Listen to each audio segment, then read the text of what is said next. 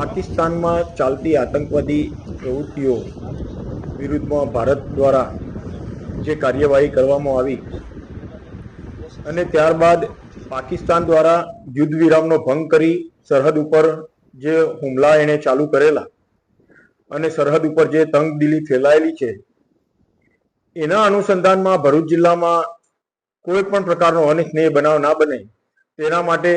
Police અધિક્ષક શ્રી મયુર ચાવડા સાહેબે તમામ પોલીસ અધિકારીઓને જરૂરી બંદોબસ્ત અને પેટ્રોલિંગ રાખવા માટે સૂચના કરેલી છે, જે અંતર્ગત અગત્યની જગ્યાઓ પર પૂરતો પોલીસ બંદોબસ્ત રાખવામાં આવેલો છે, પેટ્રોલિંગ કરવામાં આવી રહ્યું છે, વાહન ચેકિંગ ચાલુ કરવામાં આવેલું છે। સાથોસાથ ભરૂચ જિલ્લો જે દરિયાકાંઠે આવેલો છે, દરિયાકાંઠે જે ગામ આવેલા છે અને એમાં પણ દહેજ ગામમાં જ્યાં મોટી ઔદ્યોગિક વસાહતો આવેલી છે, ઔદ્યોગિક એકમો આવેલા છે, વાઇટલ ઇન્સ્ટોલેશન્સ આવેલા છે, તે વિસ્તારમાં દરિયાકાંઠે તથા દરિયાની અંદર સઘન પેટ્રોલિંગ ચાલુ કરવામાં આવેલું છે। દરિયાની અંદર પેટ્રોલિંગ કરવા માટે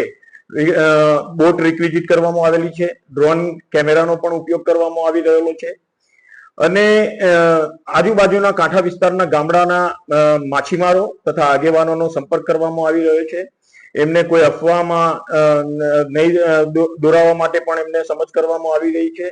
કોઈ પણ શંકાસ્પદ ગતિવિધિ જણાય તો તાત્કાલિક પોલીસને જાણ કરવા માટે પણ સમજ કરવામાં આવી રહી છે। આ રીતે તકેદારીના પૂરતા પગલા ભરૂચ પોલીસ દ્વારા લેવામાં આવી રહ્યા છે। સાથોસાથ સોશિયલ મીડિયામાં પણ કોઈ ખોટી અફવાઓ કોઈ ફેલાવતું હોય, કઈ ખોટી પોસ્ટ મૂકતું હોય તો એ બાબતે પણ સોશિયલ મીડિયા ઉપર પણ સાયબર ક્રાઇમ દ્વારા પૂરતી બાદ નજર રાખવામાં આવી રહી છે।